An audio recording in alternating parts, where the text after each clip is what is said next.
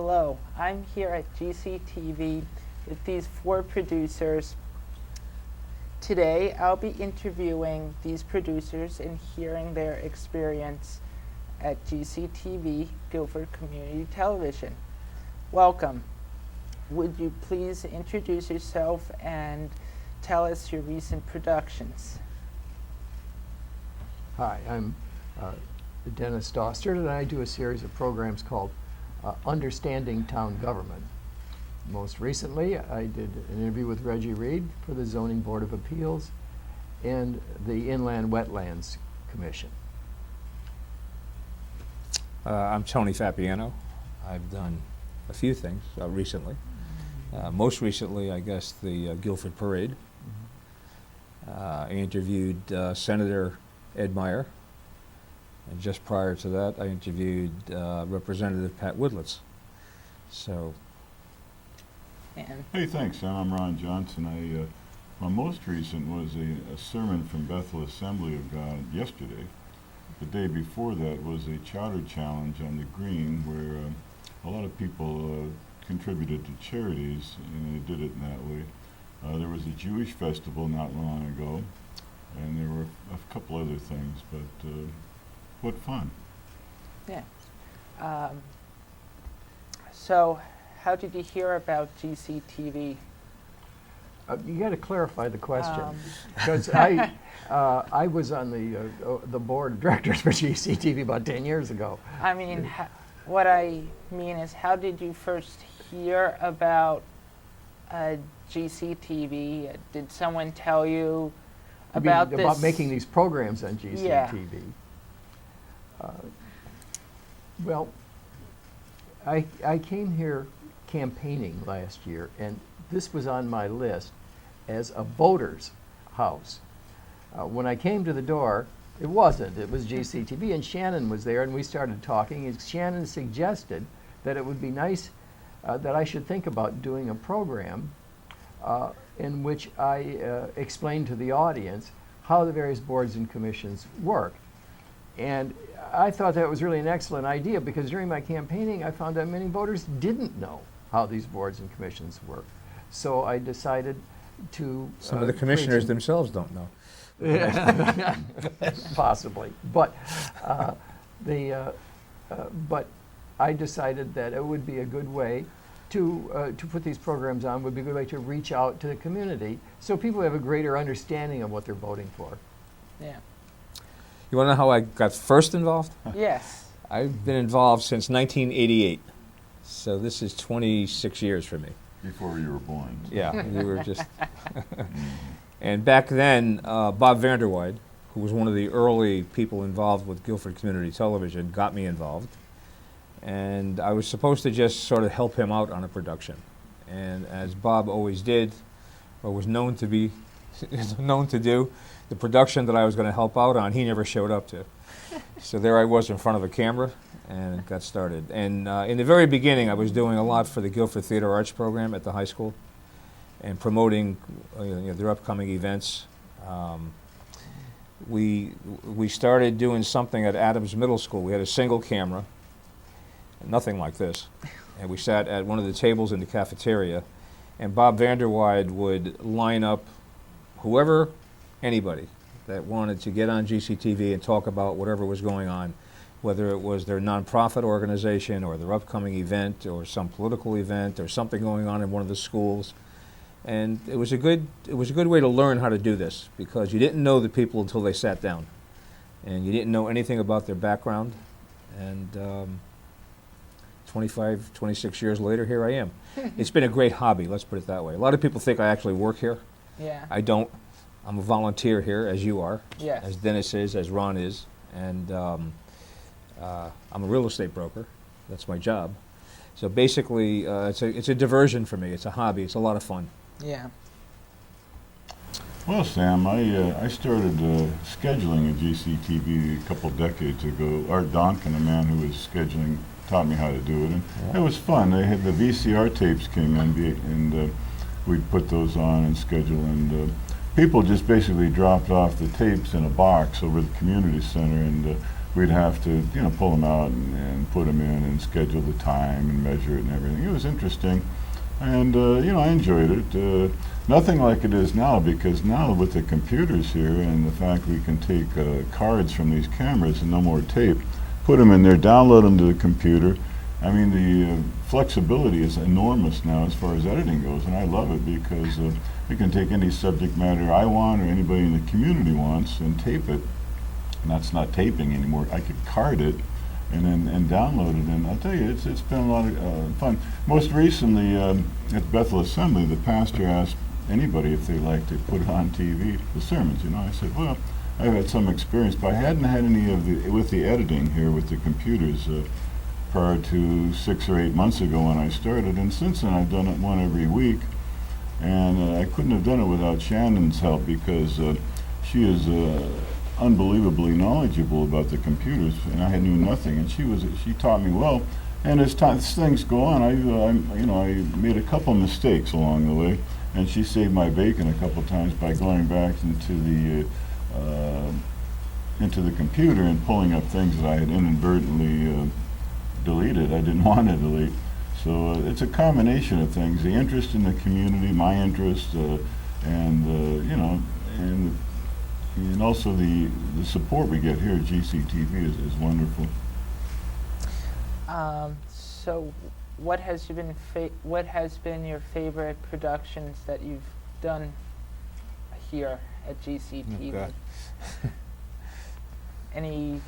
Anyone particular? The Board of Selectmen was the one. I thought that it had laughs in it, and it was a lot of fun to do with Joe and Carl. And I thought we had a good time doing it. Did you get a lot of reviews? Yeah, well, one was published in the newspapers, was announced in the newspapers, and I've gotten a lot of feedback on it, that people enjoyed it. Yeah. It's a very hard question for me to answer. It's like, which is my favorite kid, my favorite child. I will tell you, I'm very proud of a series that I did on autism. I happen to have a grandson who was diagnosed on the spectrum when he was 3 years old, and it got me interested in knowing more about it. And the way that I got more information from it was almost selfishly. I wanted to get the information. And fortunately, we're very close to Yale and the Yale Child Study Center. Yeah. And the doctors there were very, very accommodating as far as providing information, making their time available, being guests on the program. So I was able to interview 4 or 5 of the doctors down there, and many of the parents that are involved, grandparents, legislators, insurance companies. So the series, I did a series of 10 programs. And actually Al DiMarzio, who's on one of the cameras, was also involved at the very, very beginning of that series. And I'm thankful, because you have to have good technical people Yes. to pull off something like that. And that's what I'm very proud of. Fun, the parade. I mean, the parade is always fun. We make a fool of ourselves, and we have a great time. We've been doing that for 25 years. I'll tell you a quick story about the parade. One year, my wife planned a vacation in Vermont. It happened to coincide with the weekend of the fair and the parade. So I wasn't able to do it that year. And we were on vacation with 2 other couples. And I pulled into a gas station to fill my gas tank, and a bunch of motorcycles pulled in. It was like 10 or 15 motorcycles. And the guy is over there at the next pump, and he was filling his tank of his motorcycle, and he says, "Hey, what are you doing here?" So I'm putting gas in my car. He said, "Well, how am I going to watch the parade when I get home?" In Vermont. Yeah. Probably a lawyer or a doctor, somebody on vacation on his motorcycle. But that's a true story. Yeah. So it's amazing that, I always say nobody watches this stuff. Yeah. Dennis, people do. 'Cause Yes, they do. Ron, people. He was the other guy on the motorcycle. There was the other guy. He was the guy that watches it. Got to keep an eye on him. He's valuable. So, thanks, Tony. The thing I really enjoyed doing was the covenant signing, the 1639 Guilford Covenant signing reenactment, which is on June 7th. Joan Romero, who's a good friend of mine, she and I worked closely together on those editing and filming and everything. Unfortunately, she can't be with us, I'm sorry to say, today. But anyway, so that has taken us over 3 months to do because of the intricate transitions and other research we had to do in order to put some of the pictures of the Bushnells and bishops and other families on there. It was really worthwhile. Finally, it came out. There's a little sound issue on it we have to correct, but other than that, that was the one I guess that it took the most time. It took about 45 hours of work to do it, to get it where it was, and which it's a balance between getting it out so the public can see it and doing it perfectly. And my partner is a perfectionist, by the way, and so that's why it came out so well. She's really good at what she does, and so that's the main one, and there are others too. That come out, but I guess that would be the main ones. Yeah, I was there at the Guilford Covenant signing, and it was a lot of fun, and I really enjoyed it, and it was very interesting to see everyone there being excited and fun. Sam, let me just interject something. Ron has described one way of doing programming here, of producing programming. Very detailed, a lot of editing, a lot of time involved. By last count, I've done over 300 programs over the 25 years, 26 years. And of those programs, I can count on one hand the number that I've edited. What we do is what we call shoot and show. What you see is what you get. We do a program, and I tell the guests we're not going to edit. This, I'm going to ask you whatever is important to your particular situation, and whatever your answer is your answer.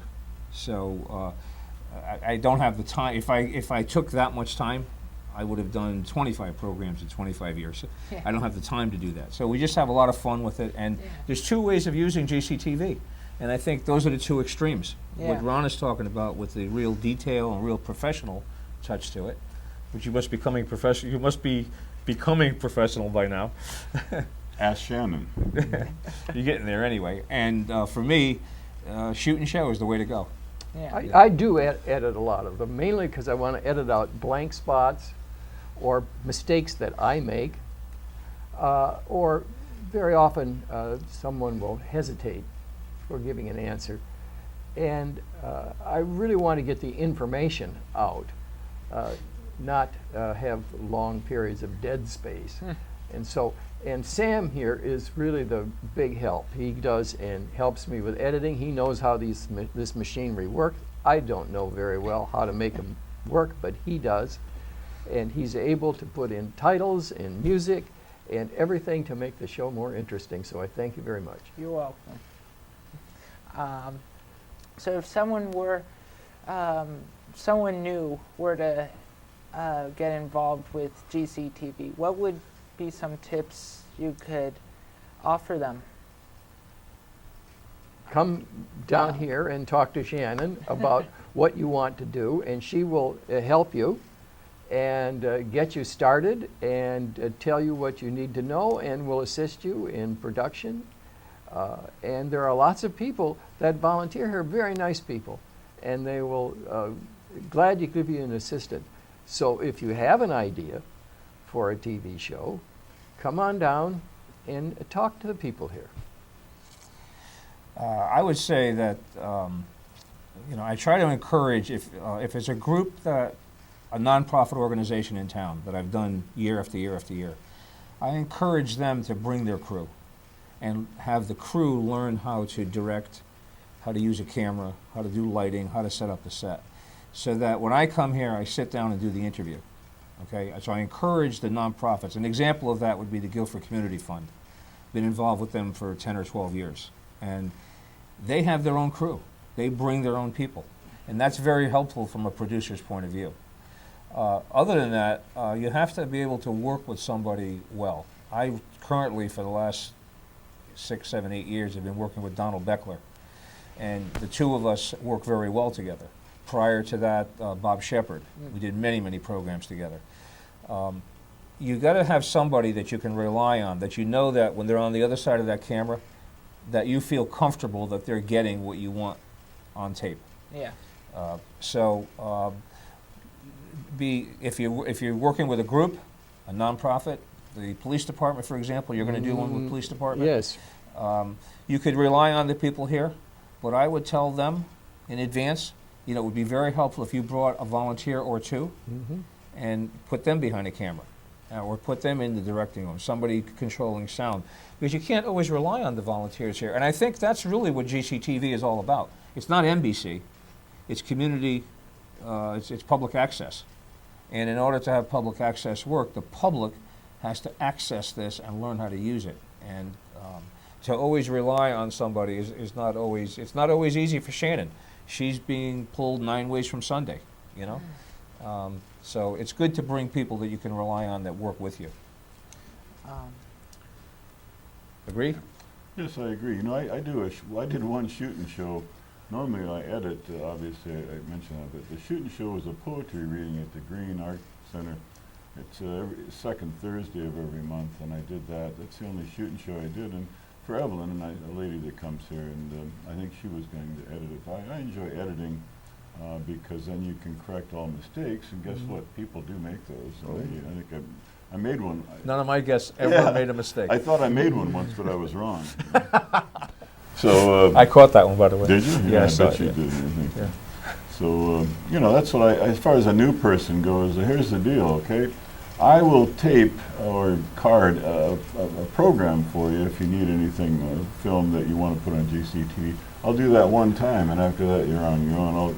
I'd be happy to do that. I have a lot of free time now, and I use it to, you know, the best way I can, and that is one of the ways. That's why I taped the poetry reading. She needed some help, so I'll volunteer that one time, and then if anybody else wants to take over from that point and do that, and it's very easy to do because again, Shannon helps to facilitate everything. She's really organized, and everything that she usually does is really accurate. So that helps a lot, and that helps people that want to come and either view their air their views or some other something else in town that they enjoy, or town functions like Dennis is doing is wonderful because it gives some people the insight into what's going on into the boards, and I'm looking forward to seeing that. One tip I would give the interviewer, the producer, or the host, if you will, is that try to get information out that you think the people at home would be interested in knowing. Yeah. It's not necessarily what you want to know. Maybe you already know a lot about the subject, so you might tend to overlook something. But always be thinking about the guy that's sitting at home with a can of beer and his feet up on the ottoman. Yes. What does he want to know? What does she want to know? And I think if you can do the programming from that perspective, it makes it a little bit more interesting for the people watching at home. Yes. And they have to have the fire of desire in them to do that. It's they have to be motivated, Sam, and everybody's motivated for different reasons, and some people do it just because they like to do it and not to entertain or even to instruct anyone else. They feel that they should, view their whatever their feelings or beliefs are, and that's the other side of that. They can be happy in doing that, and just filming the green, for example, and coming and putting that on at certain times. It's beautiful. It's a beautiful green. So there are things that are just absolutely only the like or the subject matter that an individual would want to have, and perhaps there are one or two other people in town. You never know. Yeah. Put it on the air, and maybe you'll find out. You would be amazed at the people that you get to meet that you would not ordinarily meet, Yeah. and the places that you are invited to attend that you would not ordinarily be invited to once you become proficient at what you're doing here. And it's a vehicle for a lot of things. Again, it's a great hobby. Yes. Bottom line, it's a great hobby and a lot of fun. So, why do you choose GCTV to produce your shows and not another TV company? Local TV company. I think I've already explained that, yes. And pretty much everything that we've done has been through here and through the people here. I don't even know about another TV company. Maybe you do, but I don't know of any other one I could use unless I started doing a commercial TV in financing it somehow. But this is the one that I know about. Well, Sam, again, this is local public access, and it's a matter of financing too. It's free here, And that's a wonderful thing about this, provided by the town, partly by the cable company, partly, and the funding, and then probably donations, private donations. And it's great because again, it gives people the opportunity to air their views, to share, whatever they want. And it happens. It doesn't have to happen in the town. They can go film it somewhere else. As long as they live or work in this town, they're able to produce this and put it on the air. That's all the only requirements. And you have to be a certain age, above the age of reason. We don't qualify, but a lot of people do. So. Yeah. Yeah, I've, again, way back, there was no GCTV, there was no studio. There was a regional studio in Brantford, which was shared by 7 towns. And that's another training ground for me, at least, is that I got to see something like this for the very first time. And it was accessible and free. And that got dissolved when the granting situation changed, where each town got a share of the money that was used to support that one studio in the past. So this is accessible. This is free. It's here. It's what I know. It's what I like. I love the people here. And people can also take what's aired here and share it in another town if they live or work in another town, or they know somebody that lives and works in another town, Madison, Brantford. You can go as far away as you want, but normally the subject matter, it pertains just to this area primarily. Usually that's the case. You can pick stuff that's topical too. I did one a month or so ago on drones. Yes. There's a local resident who owns a drone, and drones are, there are more and more information being imparted on national news programs, and you read about them now, and of course to have that affiliation or that assimilation, let's say, with military drones, and so I thought I'd do one on drones, and Jim Goodrich was the guest on that. He was great, and I think very interesting. It was a good subject. We got the people, we got the information out there, and I knew nothing about drones other than that. Well, these look pretty scary, Yeah. and turns out they're not. Yeah. Wow. Well, thank you for watching, and this has been a GCTV production.